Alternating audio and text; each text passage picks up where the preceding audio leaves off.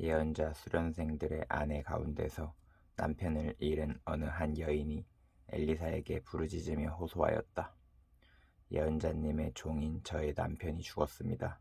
예언자님께서도 아시다시피 그는 주님을 경외하는 사람이었습니다. 그런데 빚을 주는 사람이 와서 저의 두 아들을 자기의 노예로 삼으려고 데려가려 합니다. 엘리사가 그 여인에게 말하였다. 내가 어떻게 하면 도움이 되겠는지 알려주시오. 집안에 무엇이 남아있소?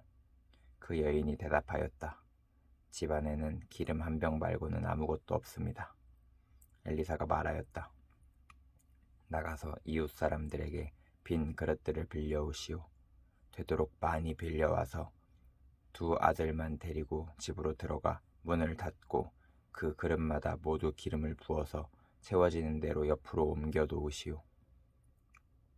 그 여인은 엘리사 곁을 떠나 두 아들과 함께 집으로 들어가 문을 닫고 그 아들들이 가져온 그릇에 기름을 부었다. 그릇마다 가득 차자 그 여인은 아들들에게 물었다. 그릇이 더 없느냐? 아들들은 그릇이 이제 더 없다고 대답하였다. 그러자 기름은 더 이상 나오지 않았다. 여인은 하나님의 사람에게로 가서 이 사실을 알렸다. 하나님의 사람이 그에게 말하였다. 가서 그 기름을 팔아 빚을 갚고 그 나머지는 모자의 생활비로 쓰도록 하시오. 하루는 엘리사가 수넴 마을을 지나가게 되었는데 그곳에 한 부유한 여인이 있었다. 그가 엘리사에게 음식을 대접하고 싶어하여 엘리사는 그곳을 지나칠 때마다 거기에 들려서 음식을 먹곤 하였다. 그 여인이 자기 남편에게 말하였다. 여보, 우리 앞을 늘 지나다니는 그가 거룩한 하나님의 사람인 것을 내가 압니다. 이제 옥상에 벽으로 둘러친 작은 다락방을 하나 만들어서 거기에 침대와 탁자와 의자와 등잔을 갖추어 놓고 둡시다. 그래서 그가 우리 집에 들르실 때마다 그곳에 들어가서 쉬시도록 합시다. 하루는 엘리사가 거기에 갔다가 그 다락방에 올라가 누워 쉬게 되었다. 엘리사가 자기의 젊은 시종 게하시에게 수넴 여인을 불러오라고 하였다. 게하시가 그 여인을 불러오니 그 여인이 엘리사 앞에 섰다. 엘리사가 게하시에게 말하였다. 부인께 이렇게 여쭈어라. 부인, 우리를 돌보시느라 수고가 너무 많소. 내가 부인에게 무엇을 해드리면 좋겠소. 부인을 위하여 왕이나 군사령관에게 무엇을 좀 부탁해 드릴까요? 그러나 그 여인은 대답하였다. 저는 저희 백성과 한데 어울려 잘 지내고 있습니다. 엘리사가 게하시에게 물었다. 그러면 내가 이 부인에게 무엇을 해주면 좋을까? 게하시가 대답하였다. 생각나는 것이 있습니다. 이 부인에게는 아들이 없습니다. 그의 남편은 너무 늙었습니다. 엘리사는 게하시에게 그 여인을 다시 불러오게 하였다. 게하시가 그 여인을 부르니 그 여인이 문 안에 들어섰다. 엘리사가 말하였다. 내년 이맘때가 되면 부인께서는 품에 한 아들을 안고 있을 것이요. 여인이 대답하였다. 그런 말씀 마십시오, 예언자님. 하나님의 사람께서도 저 같은 사람에게 농담을 하시는 것입니까? 그러나 그 여인은 임신하였고 엘리사가 말한 대로 다음 해 같은 때에 아들을 낳았다. 그 아이가 자랐는데 하루는 그 아이가 자기 아버지가 곡식을 베는 사람들과 함께 곡식을 거두고 있는 곳으로 나갔다. 갑자기 그 아이가 아이고 머리야, 아이고 머리야 하면서 아버지가 듣는 데서 비명을 질렀다. 그의 아버지는 함께 있는 젊은 일꾼더러 그 아이를 안아서 어머니에게 데려다 주라고 일렀다. 그 일꾼은 그 아이를 안고서 그의 어머니에게로 데리고 갔다. 그 아이는 점심때까지 어머니의 무릎에 누워 있다가 마침내 죽고 말았다. 그러자 그 여인은 옥상으로 올라가서 하나님의 사람이 눕던 침대 위에 그 아들을 눕히고 문을 닫고 나왔다. 그리고 그 여인은 남편을 불러서 이렇게 말하였다. 일꾼 한 사람과 암나귀 한 마리를 나에게 보내주십시오. 내가 얼른 하나님의 사람에게 다녀오겠습니다. 남편이 말하였다. 왜 하필 오늘 그에게 가려고 하오. 오늘은 초하루도 아니고 안식일도 아니지 않소. 그러나 그의 아내는 걱정하지 말라고 대답하며 나귀의 안장을 지우고 일꾼에게 말하였다. 내가 말하기 전까지는 늦추지 말고 힘껏 달려가자. 이 여인은 곧 갈멜산에 있는 하나님의 사람에게 이르렀다. 마침내 하나님의 사람이 멀리서 그 여인을 보고 그의 시종 게하시에게 말하였다. 저기 수넴 여인이 오고 있구나. 달려가서 맞아라. 부인께 인사를 하고 바깥 어른께서도 별거 없으신지 그리고 아이도 건강한지 물어보아라. 게하시가 달려가서 문안하자 그 여인은 모두 별거 없다고 대답하였다. 그런 다음에 곧 그 여인은 산에 있는 하나님의 사람에게로 가서 그의 발을 꼭 껴안았다. 게하시가 그 여인을 떼어 놓으려고 다가갔으나 하나님의 사람이 말리면서 말하였다. 그대로 두어라. 부인의 마음속에 무언가 쓰라린 괴로움이 있는 것 같구나. 주님께서는 그가 겪은 고통을 나에게 감추시고 알려주지 않으셨다. 여인이 엘리사에게 말하였다.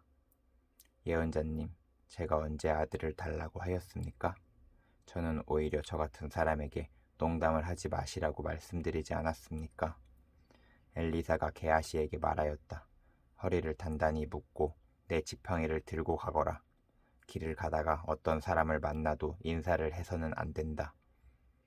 인사를 받더라도 그에게 대꾸를 해서는 안 된다. 그리고 가거든 내 지팡이를 그 아이의 얼굴 위에 놓아라. 그러나 아이의 어머니는 말하였다. 주님의 살아계심과 예언자님의 목숨이 살아계심을 두고 맹세합니다. 저는 어떤 일이 있어도 예언자님을 떠나지 않겠습니다. 엘리사는 하는 수 없이 일어나서 그 부인을 따라 나섰다. 게하시가 그들보다 먼저 가서 그 아이의 얼굴에 지팡이를 올려놓아 보았으나 아무런 소리도 없었고 아무런 기척도 없었다. 게하시가 엘리사를 맞으려고 되돌아와서 그에게 말하였다. 아이가 깨어나지 않습니다. 엘리사가 집안에 들어가서 보니 그 아이는 죽어 있었고 그 죽은 아이는 엘리사가 눕던 침대 위에 뉘어 있었다. 엘리사는 방 안에 들어가서 문을 닫았다. 방 안에는 엘리사와 그 죽은 아이 둘뿐이었다. 엘리사는 주님께 기도를 드린 다음에 침대 위로 올라가서 그 아이 위에 몸을 포개어 엎드렸다. 자기 입을 그 아이의 입 위에 두고 자기 눈을 그 아이의 눈 위에 두고 자기 손을 그 아이의 손 위에 두고 그 아이 위에 엎드리니 아이의 몸이 따뜻해지기 시작하는 것이 아닌가. 엘리사가 잠시 내려앉았다가 집안 이곳저곳을 한번 거닌 뒤에 다시 올라가서 그 아이의 몸 위에 몸을 포개어 엎드리니 마침내 그 아이가 7번이나 재채기를 한 다음에 눈을 떴다. 엘리사가 게하시를 불러서 수넴 여인을 불러오게 하였다. 게하시가 그 여인을 불렀다. 그 여인이 들어오니 엘리사가 그 여인에게 아들을 데리고 가라고 하였다. 그 여인은 들어와서 예언자의 발에 얼굴을 대고 땅에 엎드려 큰절을 하고 아들을 데리고 나갔다. 엘리사가 길갈로 돌아왔다. 그곳은 엘리사가 예언자 수련생들을 데리고 사는 곳이었다.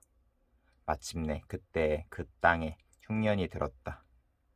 엘리사가 한 종에게 큰 솥을 걸어놓고 예언자 수련생들이 먹을 국을 끓이라고 하였다. 한 사람이 나무를 캐려고 들에 나갔다가 들 포도 덩쿨을 발견하고서 그 덩쿨을 뜯어 옷에 가득 담아 가지고 돌아와서 그것이 무엇인지도 잘 모른 채 국솥에 썰어 넣었다. 그들이 각자 국을 떠다 먹으려고 맛을 보다가 깜짝 놀라 하나님의 사람을 부르며 그 솥에 사람을 죽게 하는 독이 들어있다고 외쳤다. 그래서 그들이 그 국을 먹지 못하고 있는데 엘리사가 밀가루를 가져오라고 하여 그 밀가루를 솥에 뿌린 뒤에 이제는 먹어도 되니 사람들에게 떠다 주라고 하였다. 그리고 나니 정말로 솥 안에는 독이 전혀 없었다. 어떤 사람이 바알 살리사에서 왔다. 그런데 맨 먼저 거둔 보리로 만든 보리빵 20덩이와 자루에 가득 담은 핵곡식을 하나님의 사람에게 가지고 왔다. 엘리사가 그것을 사람들에게 주어서 먹게 하라고 하였더니 그의 시종은 100여 명이나 되는 사람들 앞에 그것을 어떻게 내놓겠느냐고 하였다. 그러나 엘리사가 말하였다. 사람들에게 주어서 먹게 하여라. 주님께서 말씀하시기를 먹고도 남을 것이라고 하셨다. 그리하여 그것을 100명이나 되는 사람들 앞에 내놓으니 주님의 말씀처럼 사람들이 배불리 먹고도 남았다.